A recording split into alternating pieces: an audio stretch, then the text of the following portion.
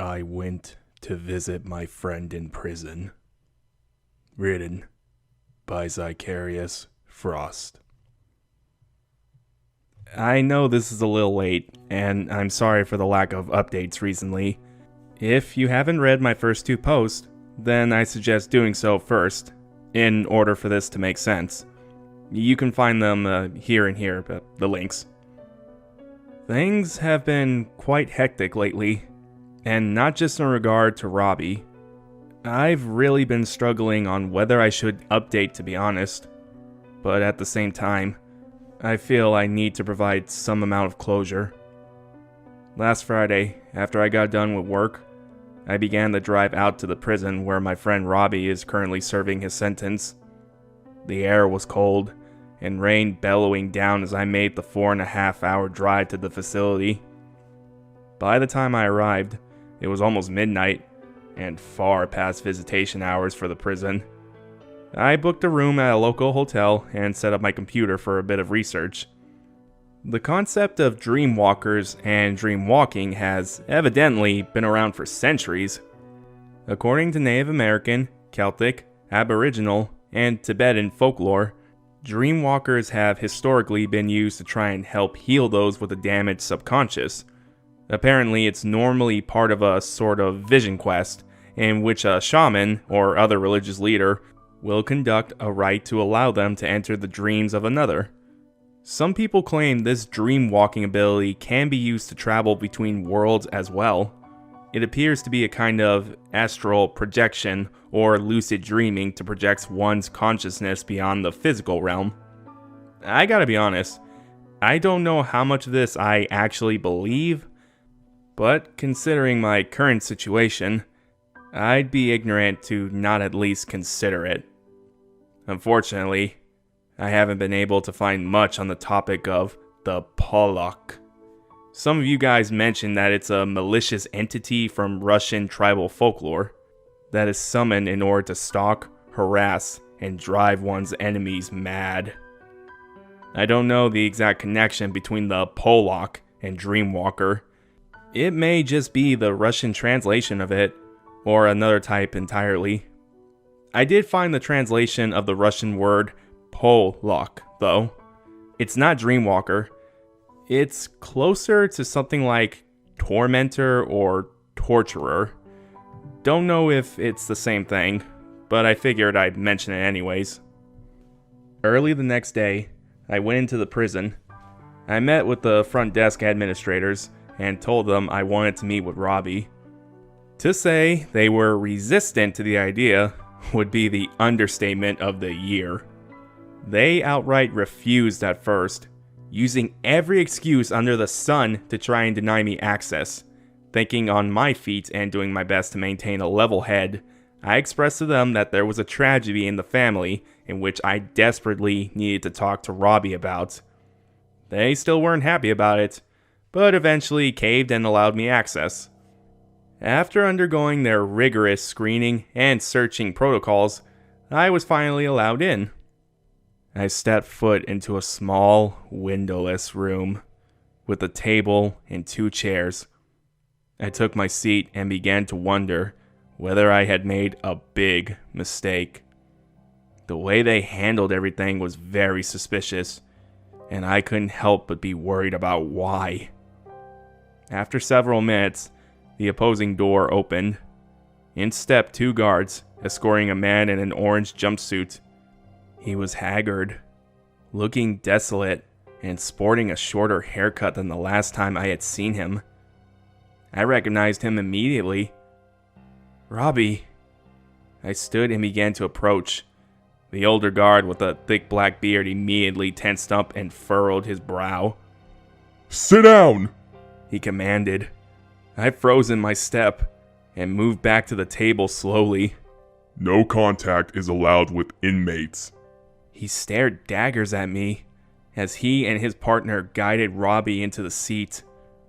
Robbie didn't even make eye contact the entire time. They chained his cuffs to the ring on the table and stepped back after ensuring they were functional. "You've got 10 minutes. The same guard replied, and the two of them exited the way they had entered. I was still momentarily rattled by the outburst, and took a moment to reorient myself. Robbie kept his head angled down, staring at the floor beneath the table. "Robbie?" I finally spoke when we were alone. Hey, Zach. Nice to see you again. He replied.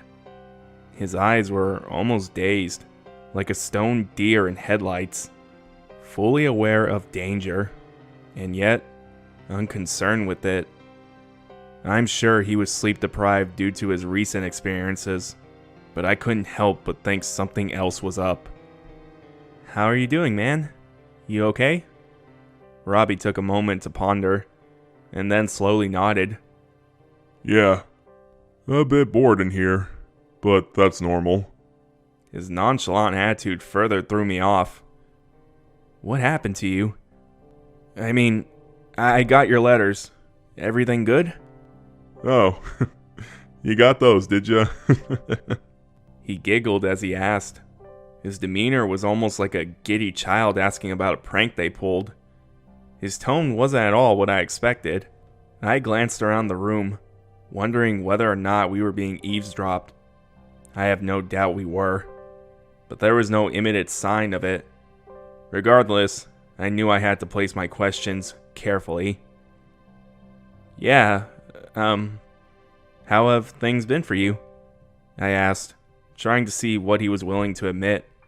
Robbie just sort of shrugged and gave me a wide-eyed look. Not bad. Just kinda bored, you know? It's real boring in here sometimes. Again, he mentioned boredom, and again, I wondered why. "How is Beto and Victor?" His eyes seemed to flicker as I asked. He then just chuckled. Who cares? That single response was the moment I knew beyond a shadow of a doubt that something wasn't right.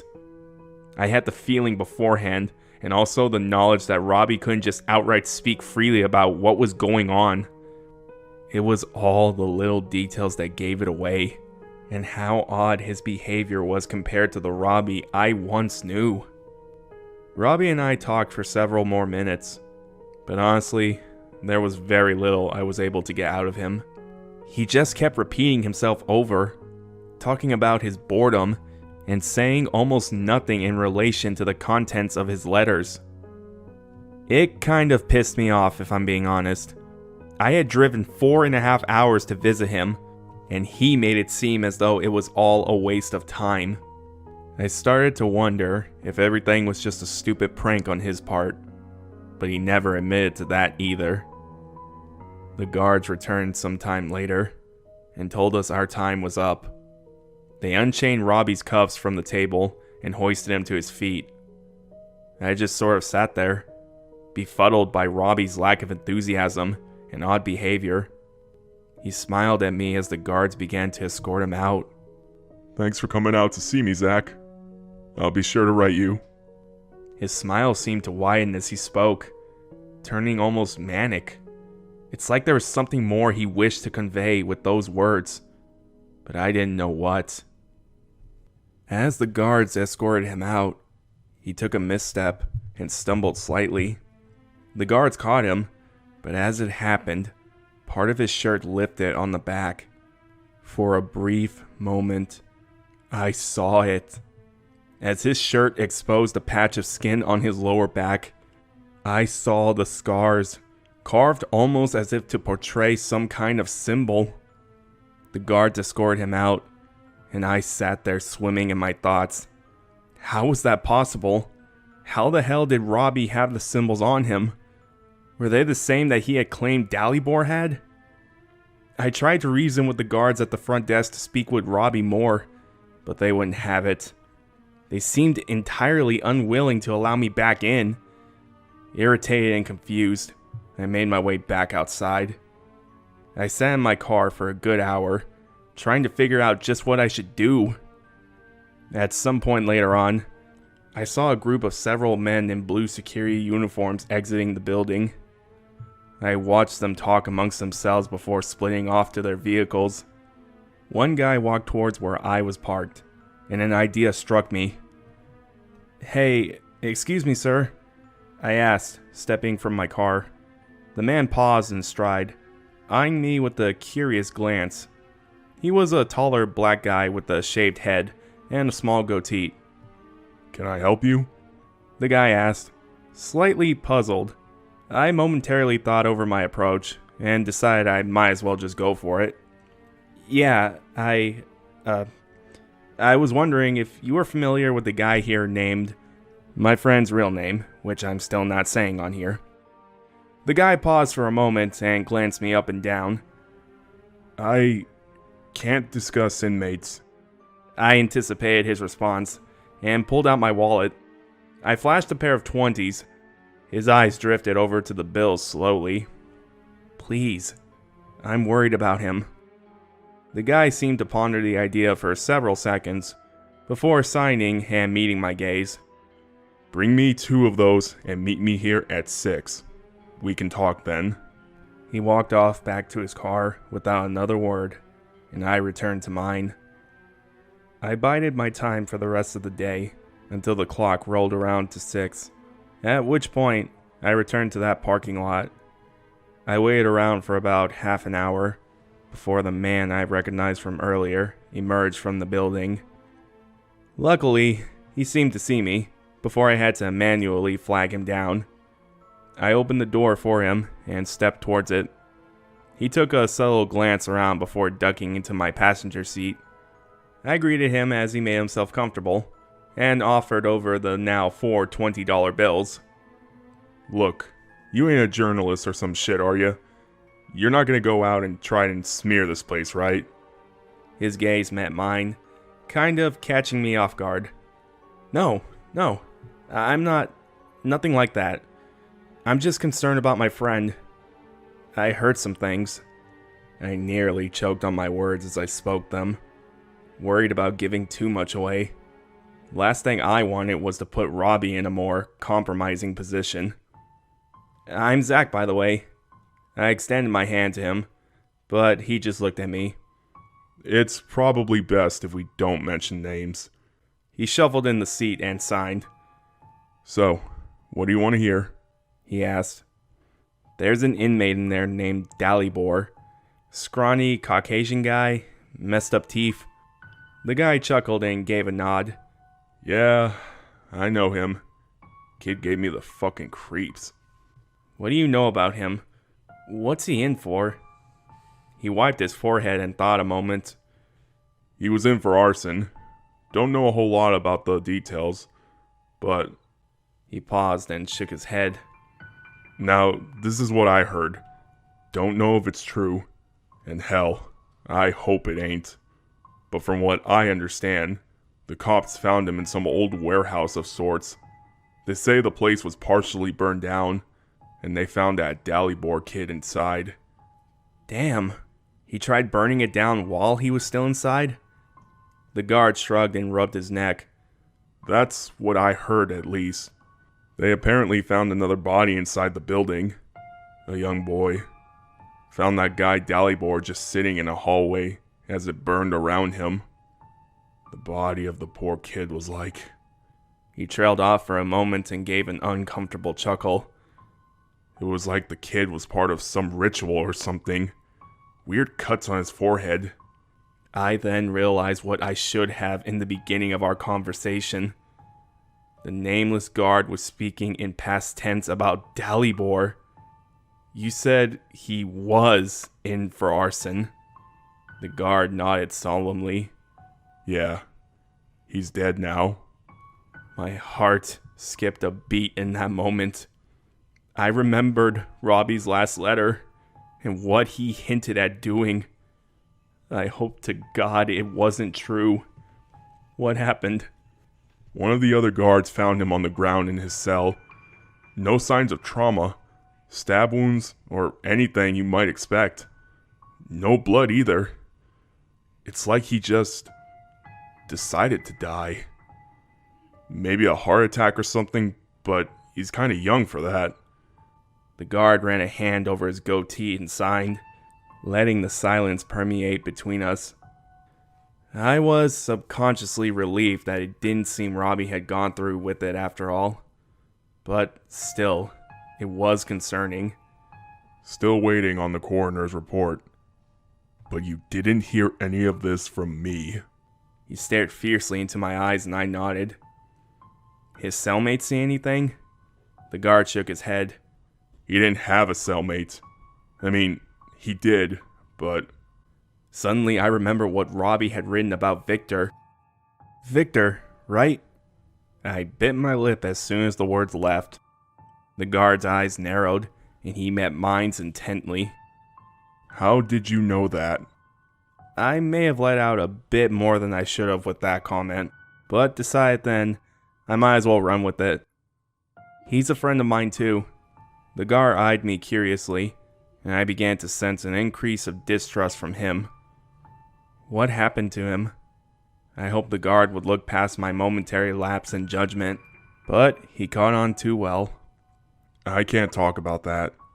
Again, a moment of silence passed between us, before I partially changed subjects. How was this guy Dalibor not sentenced to a mental ward or something? He doesn't sound like he was right in the head. The guy broke into a deep, brooding chuckle of a laugh. You can say that again. A lot of guys here really got creeped out by him. Not many of the inmates liked being around him. He barely interacted with anyone. I thought about it a moment and wondered whether it was wise to discuss some of the more unnatural developments that Robbie had spoken of. There's a guy here that the inmates called Dentist. Do you know him? The guard thought a moment and cocked his head. Maybe. A lot of nicknames in there, though. Do you know his real name? I shook my head. No, but apparently he's an older black guy, tall with a lot of missing teeth. Had something happen to him not too long ago. He got attacked or something in the middle of the night. Oh yeah. I should have known it was him. He spoke before I had finished, and then paused to think. That shit was really weird. What happened to him? The guard shrugged and slowly shook his head. I honestly have no idea, man. I wasn't here when it happened. One of the other officers here was on night watch that night, though. He told me he heard someone screaming and rushed down to the cell to see what was up. They found that dude, Melvin, his real name. He was just screaming bloody murder, and no one knew why. They got the medics in there and hauled him away. Did the normal checkup on him, but they found nothing. No injuries, no bruises or cuts. He trailed off and appeared to slink into his thoughts. No trauma of any kind? I asked. Oh, there was trauma, no doubt about it, but it wasn't physical. The medical team couldn't find a single thing wrong with him. The guy just kept mumbling and crying. Apparently, he wouldn't say a word either. It was like he saw something that scared him so bad that it just broke him. I saw a flicker of fear across his face for only a split second. What do you think he saw? The nameless guard refused eye contact then. Instead, just staring down at my floorboards with a stoic expression. I have no idea, but I hope it was only in his mind. The guard then shuffled in the seat and moved to hastily exit. Hey, one last thing, I pleaded as he stepped out of the car. I silently rehearsed how to phrase the question and ended up just spitting it out. Have you seen anything here? Anything, that you don't know how to explain? His eyes locked with mine, and he contemplated a couple seconds. He looked back towards the prison and then sighed.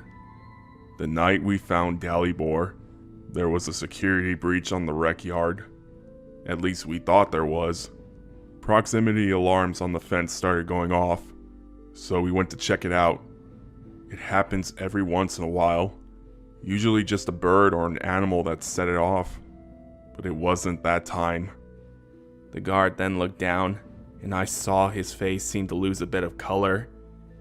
He looked back up to me, trying his best to hide his fear. Something's very wrong. I hope your friend is alright. Without another word or further explanation, he shut the door and walked off. I wanted to call after him, but I knew it wouldn't have done any good. It was clear to me in that moment that the prison wasn't exactly concerned with discovering what was going on. I doubt they even acknowledged it, and I knew that they would probably be of very little assistance with anything. Robbie was clearly drugged up or something, and I doubt even he would have been able to provide many more answers. I was kind of out of options by that point, and decided to just return to my hotel and sleep on it. I figured I may be able to go back the next morning and try to speak to Robbie again. But that night, everything changed. I had just finished up abusing the endless hot water of the hotel and stepped out of the shower to return to my room, got dressed, and sat on the bed for a bit of mindless television. I must have fallen asleep not long after that, because the next thing I knew, I woke up to the TV displaying static. It was early morning, judging from how dark it was, but I didn't bother to check my phone. I barely opened my eyes for only a second when I saw something in the corner of the room. It just looked like a vague, shadowy horn sticking through the wall. I tried adjusting my eyes to the minimal light and watched as the thing slinked further outward into the room. Suddenly 5 digits split off from it and morphed into a hand. My heart fell to the lowest depths of my stomach as I realized what it was. A shoulder and leg soon followed it through, and a dark silhouette began to take shape. I felt my heart skyrocket in my chest, and all the warmth seemed to drain from my body. It had a human shape, but that was the only thing human about it. I saw its face. Damn it, I saw its fucking face! Some random memory of what Robbie had written in his letter then returned as the panic set in. Don't look at it. Knowing I had no other option, I shut my eyes tight and prayed like I never have before. It was all I could do to prevent myself screaming and my body quivering out of control. I could almost sense the thing come closer. Its presence was almost nauseating to behold. Cold, silent tears stung my eyes as I clamped them shut as tight as I could. I heard whispers and indiscernible sounds. Not animal, not human, but something much more terrible. It came within inches of my face, whispering and speaking in 1,000 voices, all manner of horrible curses. I thought at any moment it would rip me apart, but on the advice of Robbie, I did not allow my eyes to open. For hours I laid there, with the thing only inches away from my face. Finally, as I felt I was about to go mad from the fear and run screaming out of the room, I heard birds begin to chirp outside. I knew there was hope then, and not long after that I felt the sun beam into the room. Slowly I opened my eyes only to gasp as I realized I was completely alone once more. I've never been so relieved in all my life, and I got the hell out of there as quick as I could. In about 10 minutes, I had checked out and began to drive back home. Never once did I even consider going back to the prison. I couldn't after what I had seen. I got back home a couple hours later and spent some time trying to wind down and digest what I had just witnessed. The more I thought about it, the more everything began to unravel. Dalibor supposedly controlled that thing, and yet he had died from it. Did it kill him? If Dalibor controlled it, then why did Robbie have the scars on his back? Had the padlock latched itself to him somehow? Why the hell did it come after me? I don't know how any of this is supposed to work. And honestly, I no longer plan on finding out. I'm back home now, and luckily I have not seen that thing since that night. Here's to hoping it stays that way. Part of me still wants to go back, help Robbie in whatever way I can, and figure all of this out. I don't even know if they'd let me see him again, though. And if I'm being honest, I'm fucking terrified. Call me a coward if you must, but I've got a family to take care of, a wife and 2 kids. I can't just go running around and risk attack from supernatural entities for the sake of morbid curiosity. Despite all of my reasons, I actually did initially plan on going back. I felt I had to try and help Robbie. Until I got a 3rd letter from him the other day. His last letter was short and definitely not sweet, and was the main reason I have been procrastinating so long on this final update. I dearly hope I am not making a giant mistake by posting this, but at this point, there's not much else I can do. If you've read my first 2 posts, then I'm sorry, but I think you're a part of this as well. I don't think anyone is supposed to know its name. I'll leave you with the final message from Robbie, and I greatly advise you take his words with the gravity that I do. Don't come back. Don't speak its name. If you see it in your dreams, close your eyes and pray. It's free now.